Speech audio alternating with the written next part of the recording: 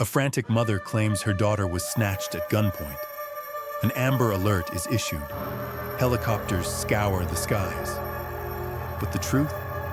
It was far more disturbing than anyone imagined. What began as a missing child report ended with a suitcase. And inside it was a secret no mother should ever carry. 3-year-old Nola Dinkins was described by neighbors as a quiet, wide-eyed child with a shy smile and soft giggle.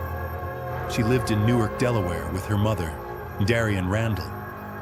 But behind the closed doors of their lives, something was deeply wrong.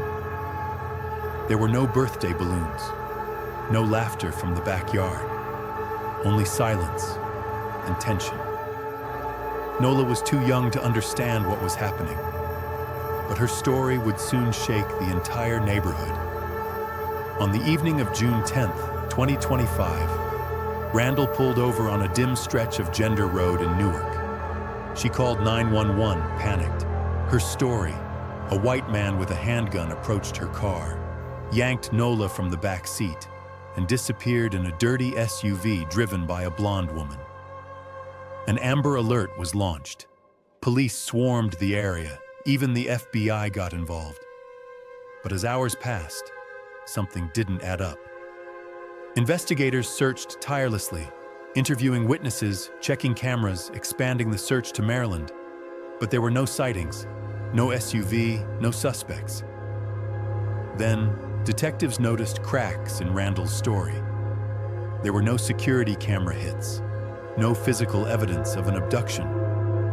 By morning, police confronted Randall again, and that's when everything changed. Randall's kidnapping story crumbled. She admitted it never happened. But why lie? Who was she protecting? All eyes turned to her boyfriend, Cedrick Britten, a 44-year-old man living in Northeast Maryland. He had a military past, and as he claimed, experience with human trafficking cases. But the house told another story. Plastic gloves in the trash, a bleach-soaked odor in the air, a child-sized blood-stained blanket in the trunk. Still, Nola was nowhere to be found. Randall finally confessed. On June 9th, during the day, she struck Nola with a belt, 15, 20 times. When Nola collapsed and stopped breathing, she and Britten tried CPR, but it was too late. Instead of calling for help, they panicked.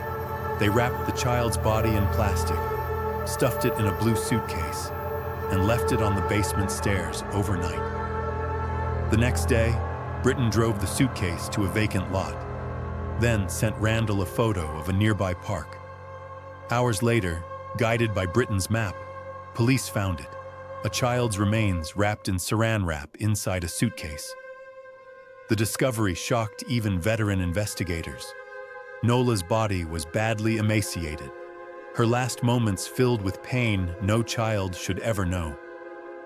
Randall was arrested on charges of first-degree murder, child abuse, and filing a false report. She was held on $1 million bail.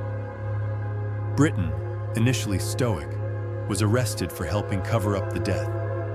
But then something even more chilling happened. Despite prosecutors pleading to keep him locked up, a judge released him on home detention. The man who helped dispose of a child's body walked free.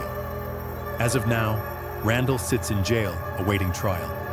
Nola's autopsy is pending, but the community is already shattered. Neighbors speak in hushed tones. Parents hold their children tighter. And a once quiet Maryland suburb is now haunted by what happened in that basement. Because in the end, it wasn't a kidnapping. It was something far darker. And Nola Dinkins paid the ultimate price.